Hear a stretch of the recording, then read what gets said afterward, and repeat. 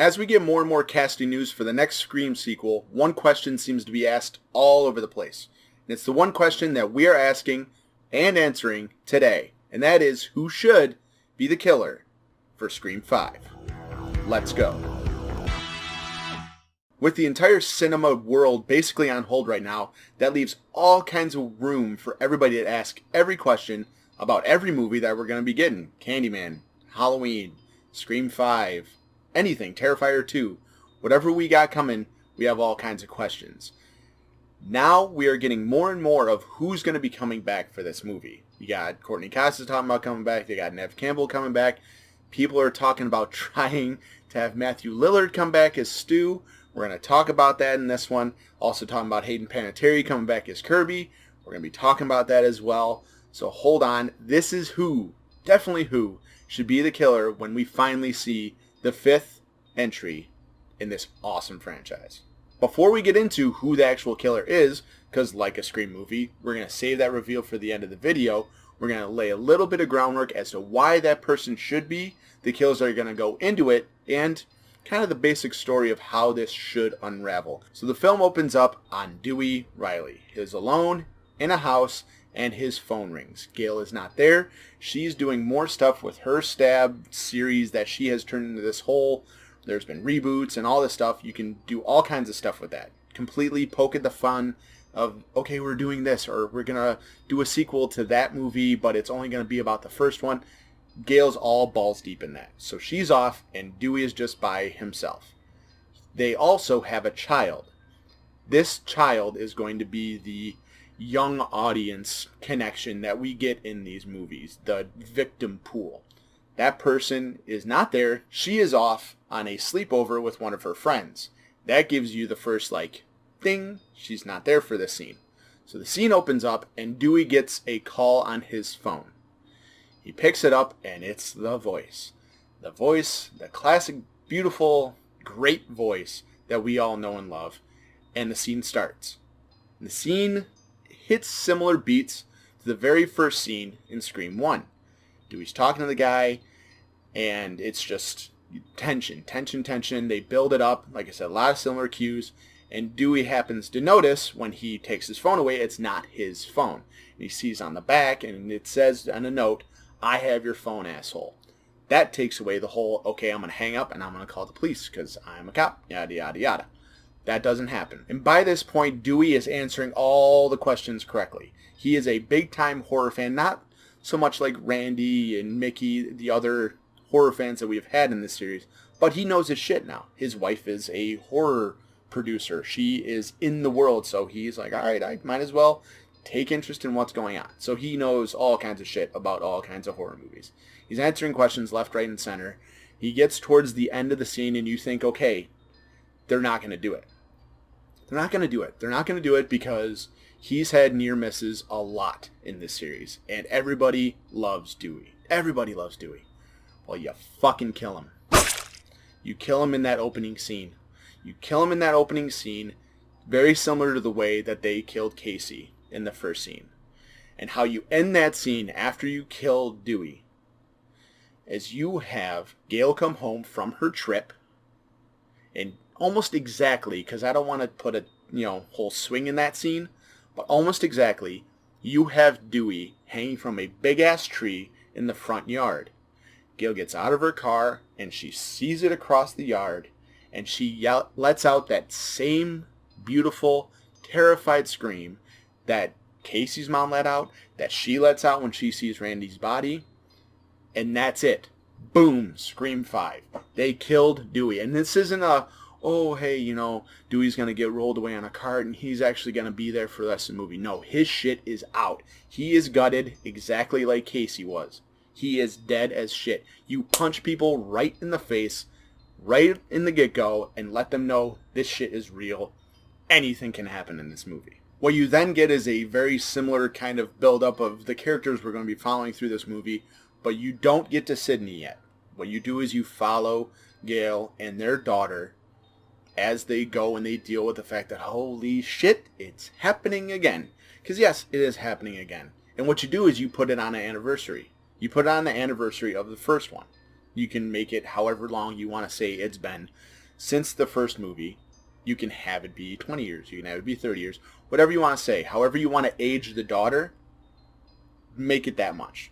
And just say that this is how long it's been. So everybody's freaking out. Everyone's looking at their daughter like, oh my God, her dad's dead. And holy shit. There was, the call, and they find the phone. The phone is there. They don't care about the evidence. That's how they know that this is exactly what happened to Dewey. This wasn't random.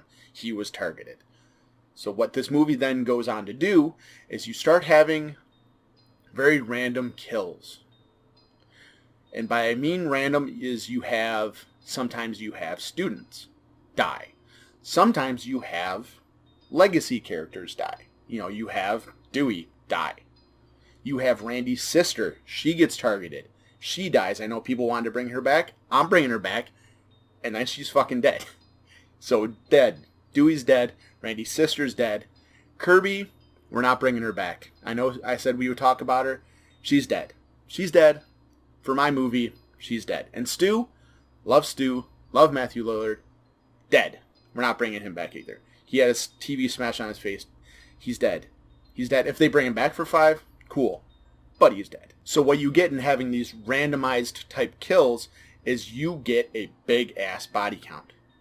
And by this point, you finally introduce Sydney, but you kill everyone else. Everyone else. Dewey's dead.